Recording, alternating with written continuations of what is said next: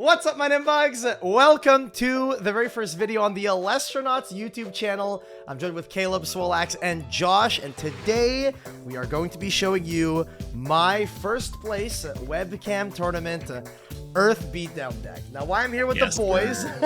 Yes, sir. Let's go. Why I'm here joined with the boys is because we all theoried this deck together. We all built it together. It started off like as Josh's baby, and then it turned into my baby, and now we've all worked on it. So we're going to be here explaining to you guys the ratios, why we played this deck, and what we like about it. So before we get into it, do any of you guys want to say anything, or are we good to go? I guess we're good to go. Yeah, I think we're good to go. Congratulations, Coder, on beating literally everyone else. Like, holy God. Honestly, it was a really good deck. The deck performed extremely well, and once you see the ratios and stuff, you'll probably see why. So I started off. I played for the Earth Elestrals. I played 3 copies of Vysceris, 3 copies of Equilynx, 3 copies of Rumagem, and 2 copies of the Tictorus. The reason why I'm on the 2 Tictorus over like the 3 ofs that I'm playing for everything else is because Tictorus isn't really insane. It's the kind of thing that you want sometimes, but not all the time, which I know is really goofy to say about like a 2-of like that. But the main reason why you're playing 2 of this is because you'd rather just see all of these. Rumagem gets it, so it's like you're playing 5 copies.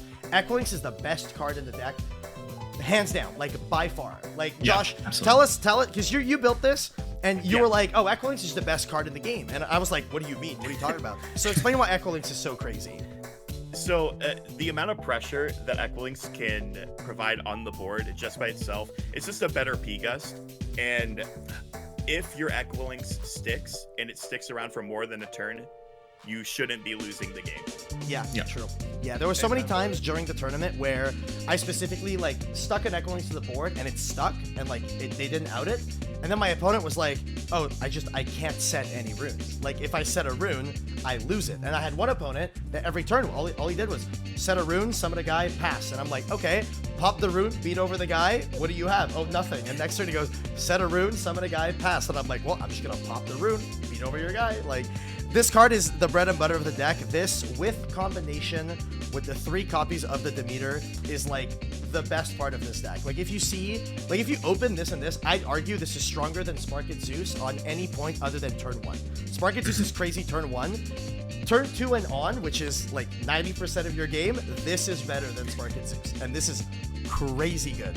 And then obviously I was on the triple Vysceris, as I said. This card is just good. I mean, you're playing Earth, and this is arguably the strongest Earth beater that you have other than the Tictorus. So genuinely, just playing 3 Vysceris felt really good. This Elestrals lineup felt great. Rumagem is nuts because it's the only guy that searches in its own color, which is like really, really good. Next up for Earth runes, I played 3 copies of the Earthquake, and I also played 3 copies of the Fuller Forest. So initially, we had tested all of this. Swolax tested the deck quite a bit, and Swolax liked the idea of playing 2 Forest and 1 Jolton. You want to explain why you like the Jolton over the 3 Forest? Yeah, so in theory, the Jolton is a guy, right? He's a 4. He's not like incredibly huge, but he's still board presence. So, you know, worst case scenario, if you're summoning Jolton out, you put online your Earth Nexus line with an Equilynx if you are really hurting for like a Demeter, let's say. But also it just buffs all your guys in the first place, so it's okay. But now your opponent has to not only contest your back row, but also a guy. And that's what I liked about it. Now, to be fair, I also had hands where Jolton was sometimes just dead, which there's the argument of not playing Jolton. So there's some flexibility here, but why did you like 3 Foley? Because this was something that you came on to us like late about. You were like, you know, it's been crazy. I decided to throw this in, and so here's the thing: like we want to present a deck and show like that there is versatility, and the deck isn't like figured out, clear cut. Like we have the engine, the core of it, but there's definitely things you can swap around. And I don't hate the idea of playing the 1 Jolton, and the only reason why I didn't play it is specifically because any hand where you would open Jolton Rumagem, or you would open like Jolton Astrabbit or Jolton Elechick or something like that, because you do play a good amount of searchers in this deck. Anytime where you opened Jolton plus Searcher, you always want to just be running out that Searcher over the Jolton.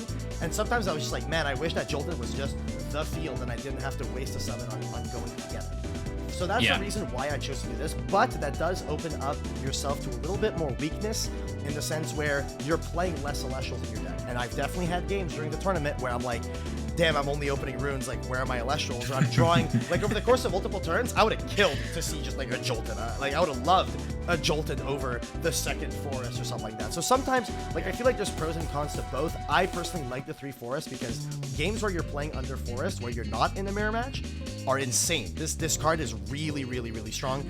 And the Earthquake obviously is like the best rune. I think if you're playing a deck that's already playing Earth, so like this deck is all Earth, so you just play this in Engine. You don't have to tech Earth Spirits to play it. So 3 Earthquake is a no-brainer. Yeah, it also kind of brings up a good point, and you said this with the mirror match. Like, if you're playing anything but Earth, so a lot of people are running Vysceris, and a lot of people are running, or some people are running Earth beatdown strategies or using the Earth engine. So 3 Fully Forest also somewhat came up in the fact that you'll be buffing your opponent's Earth cards as well. So there's some caution there, but typically, when you're dropping Fully Forest, it doesn't feel bad at any point in your deck. Not only that, in a game 1 situation as well, if you have the Fully Forest and you know you're in a mirror, worst case, it just becomes Equilynx. Like, you just this off exactly, and you're just like, yeah, I'm chilling. And you still get to keep your Demeter material. It's still very strong otherwise, Yeah.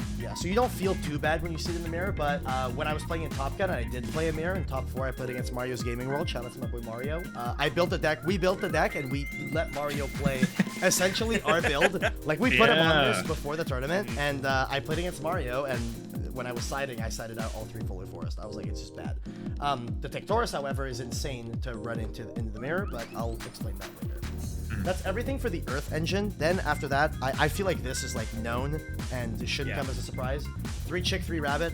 These are the best searchers other than Rummagem. Rummagem gets you your Earth engine. This gets you your Demeter. This gets you everything. Astrab is just crazy. So when I say the best cards to run out turn 1, in order of priority, depending on your hand, usually is going to be, if you have the Rabbit, you run out Rabbit. If you have Yellow Chick, you run out Chick under the Rabbit. Like, if you have this first, this second, and then Rummagem. But none of those feel bad to run out turn 1. So these speak for themselves. These are just well known. And, you probably should be playing 3 in every deck. And then for runes, I mean, for counter runes, the ratio, the lineup is just very simple. 3 Tsunami, 3 Gorgon's Gaze, 3 Shield, 3 Poison Tip. I mean, these are the cards that win you the game. The more of these you resolve in a game, the more odds you have of winning that game. So we just decided to max out. We did mess around with cutting Poison Tip to play. That was the slot that we were playing the Jolton in when we were playing 2 of the field spell, and we were playing 3 Ambrosia. I chose to cut Ambrosia down to 2 for this event. I didn't feel too bad about it. I'll explain that in just a second.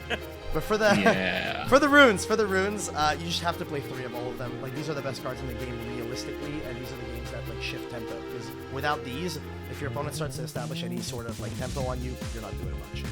Yeah, it's important to note too that with Tip specifically, one of the reasons why we decided to add it back in is that going first, you have such a strong presence of controlling the board.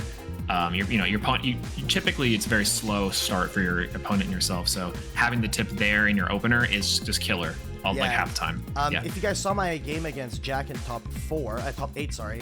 I actually managed to shift tempo. I went Rabbit, turn 1, set some back row pass, and then he goes Rabbit, and I'm like, Poison Tip the Rabbit. Just clearing the body feels so good, because I have 1 body, he has none, and then on my turn I get to a second, and 2 bodies to none feels so good in this game. Like, you have so much advantage. Now, Ambrosia, I decided to play 2 instead of 3, and the reason why is because I didn't feel good with playing 2 of the Stadium without the Jolton, and I didn't want to play Jolton, but I did want to see the Stadium. And I was like, what is the most cuttable card in the deck? It's either this or I'm cutting a Poison Tip, and I'm like, I have to cut this. And I didn't hate it. I did end up side decking the 3rd. So we'll talk about the side deck in just a second, but I ended up siding the 3rd and actually came up. It came up against Jack. I sided in the 3rd game 3, and I saw it, and it won me the game. So, like, kind of crazy. Without that 3rd Ambrosia, I wasn't winning. A lot of people have been playing this card at 1. I feel like ever playing this card at 1 never feels correct. Like, ever. How do you feel about that, Caleb? Yeah. With how long these games go, like, it just feels so bad to only have 1, and the probability of seeing 1 Ambrosia in a long game is just, it's so bad. Like, as I'm a statistician, I got a degree in this shit, and only playing 1 just, it feels so bad, because, like, you just don't see it. Or you see it and you're like, oh, thank God. So I needed this, and I saw it in a grind game. It's like, either you see it or you don't. And it's like, why would you not want to see it at a higher probability? I feel like one of the best cards. I feel like one of the things about this, right, is that a lot of people were playing 1 or 2 and stuff like that. I'm going to be arguing against playing 2, even though I play 2. But for the people that have been playing 1, their logic is you don't want to see it early game because it's bad. And I'll be completely honest, it's fine to open like 1. If you open 2, then you probably mulligan your hand. But if you open 1, it's like fine because you said it. Like, this is actually just an amazing bluff. And early game, it doesn't matter. This card kind of contrasts Nectar of the Gods in some decks. If you play Nog and you play Ambrosia, Nog is insane early game, ass late game. This card's the same thing. It's ass early game, but it's crazy late game. And you want to increase your odds of top decking this in a grind. So, like, sure, if you open 1, it feels bad. Just set it. Maybe they'll P-Gust it and they won't hit your poison tips or something like that. So you're fine. Whereas you want to see this in a grind game. Like, that's why I saw it. I saw it against Jag because I saw it in the 3rd and stuff. And I was like, bro, I need Ambrosia right now. Like, he's on 4 spirits. I'm on 1. I need this. I top decked in Ambrosia. Went Rabbit. Saw the 2nd off the top with the Rabbit. I was just like, bro, that's crazy. That's insane. We were popping out. We were watching. He was crazy. We were like, there's no way he doesn't go Ambrosia here. That's his only out. Yeah. So the other argument for playing more Ambrosia, especially because I think that mulligans, at least today, I did not mulligan nearly as much as I probably should have. I mulliganed a lot. But mulliganing with Ambrosia, if you open Ambrosia and you've mulliganed once, you're crazy. You're like, all right, I play 1 card, I get 1 other spirit in graveyard, and Ambrosia's live, and it's basically you literally it literally feels like mulliganing in Magic. It feels like mulliganing in Magic because you're like, oh, I have 1 less card in my hand. Exactly. That's all it does. It's crazy. It's so nice. And then if you end up mulliganing multiple times, like some other people we know did, if you see an Ambrosia, it offsets that even harder, and you're like, oh, thank God. Yeah. I was able to offset needing to mulligan multiple times because 100%. I just opened unplayable. So that's the main deck, those 40 cards. Honestly, I wouldn't change anything. I think this deck is borderline perfect. You can mess around with the Jolton, but I think other than that, I think this deck is like borderline exactly where it needs to be. In terms of the spirit count, and this is one of my favorite parts about this deck, I hate playing decks where you play like 5 of this spirit, 4 of that spirit, 6 of this spirit, 5 of that. Like, I'm not good enough at this game to like manage that many spirits. So what I love is that this deck plays not 3, not 6, not 9, not 12, but 14 Earth Spirits. Almost the entirety of the game, until you get to late game, do you have to care about like these spirits. You just go, oh, I took damage, cool, 1 Earth gone. Oh, I took another damage, this. Oh, poison tip, yeah, 2 Earth. Shield, yeah, 2 Earth. And then like, oh, I summoned a guy and I went Demeter, cool, that's like 4 spirits. And then you still have 4 Earth Spirits to go with 4 Thunder and then 2 Water. This is the ratios that we're playing. And I'm gonna be honest, this ratio of spirits felt perfect, and it feels like you never ever get to a situation where you're late game and you're like, man, I didn't manage my spirits properly and I top decked into a thing that I cannot play. The only time today that happened was when I used a Leviathan to expend, like, kind of late, right? Like, usually I'll always go through like at least 6 or 7 of these before I even touch anything else. And then I late game expended a Leviathan, and then I was playing around a Tsunami by enchanting one of my guys with Leviathan, and I drew into Tsunami after, and I was like, well, that's unlucky. But like, it happens so rarely. So this spirit count felt so good. I love the idea of like 14 of 1 spirit. Amazing. It was great. Yeah. The one thing that we probably should bring up too, that I'm gonna swatch this right here. Okay.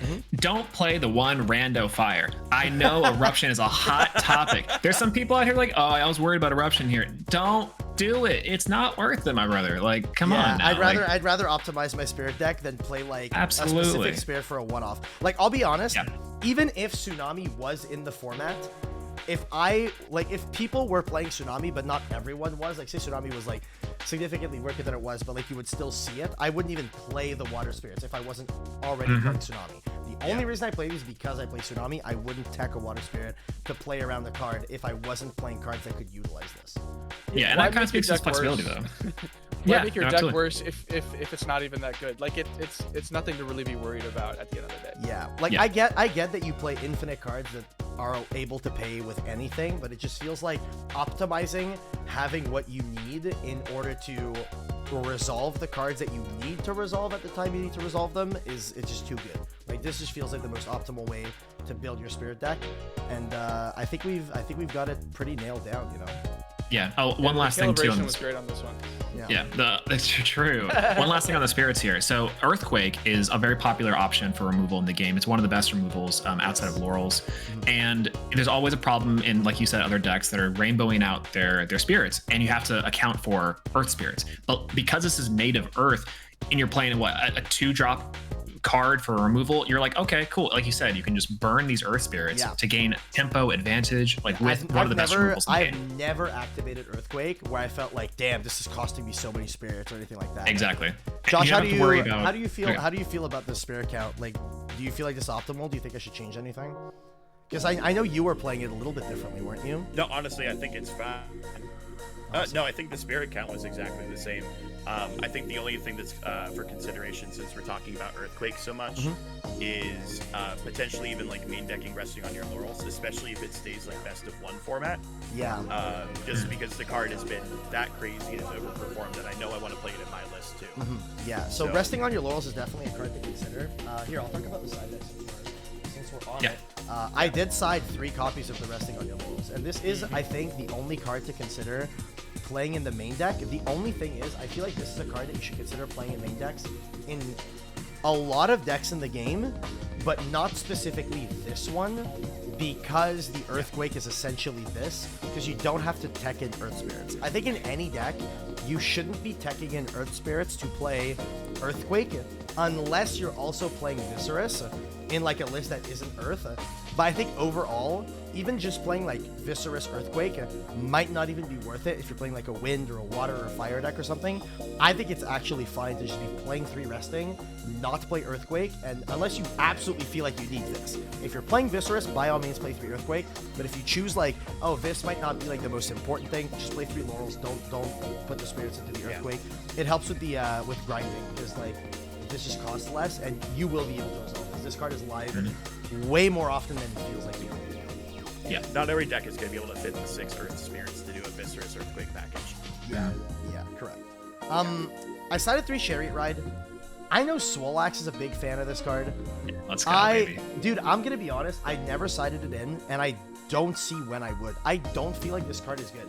Like, I feel like it's good if you're playing a deck that can capitalize really hard on it, which, to be fair, this deck kind of can, because you say, like, oh, you can't activate runes, and then you go Equilynx, pop some runes, or you can go Vysceris, beat over a guy for free, and not have to worry about anything. But I'll be honest, resolving Equilynx once, or resolving Vysceris once, isn't enough to win you the game.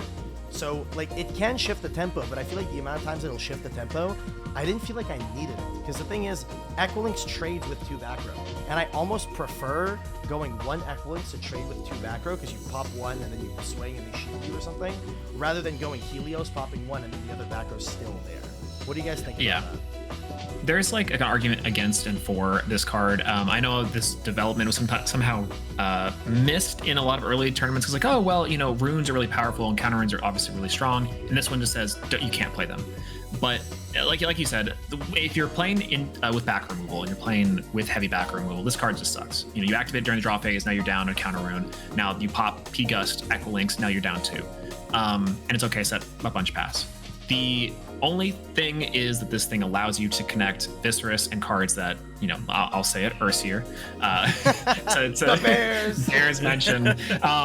You know, but you know that it's a niche case. I do like it for experimentation purposes, but I think you actually had this dropped on you in your top 8 match, and it didn't end up mattering. No, like, it actually did. Like, it felt bad when Jack dropped it, but I don't know. Did it win him the game? I don't remember if that was the game that he won or that I won. No, you won that one. It was the first one. I think he had to have had Vis there, and he didn't. I can't remember what the card was. Yeah, I think he went Toxion or something like that. It went in. It was Toxion. Which, to be fair, like if you draw it in a situation like that, it's going to be suboptimal. Yes, there were more optimal moments should he have had the correct cards.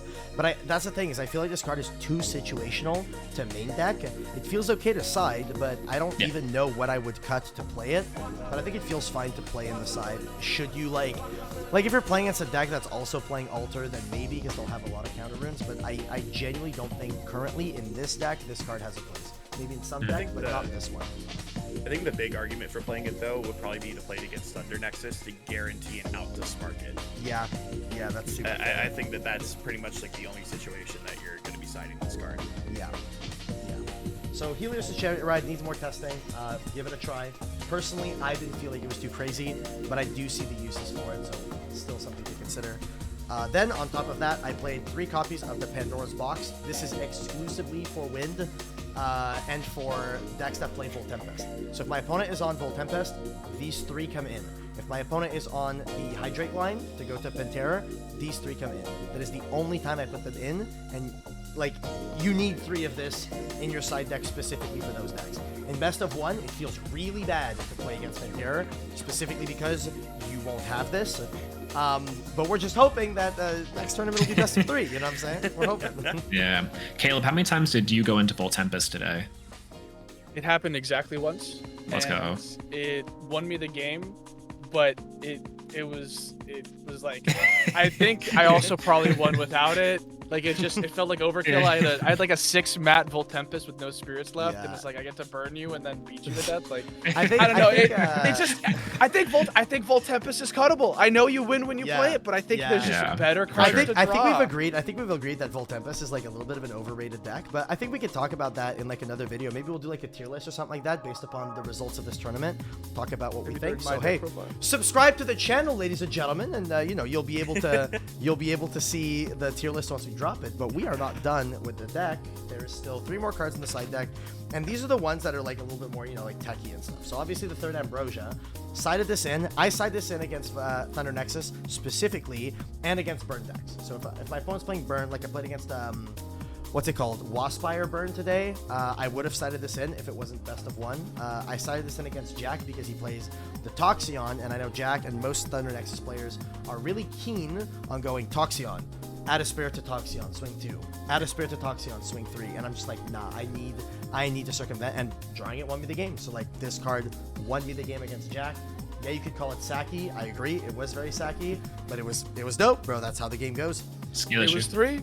Yep, it was there. 3 Ambrosia. The other card is the 3rd Tictorus. This comes in specifically in the Earth Mirror. It wins the Earth Mirror because it considers all Earth spirits on the field. So yeah, it's strong against like a Vysceris or something like that, but not everyone is on it. But if you're playing in an Earth Mirror, they're gonna have what? Foliar Forest, Demeter, freaking every Earth guy on the board. You should go, I bet I'm gonna run out at an 11.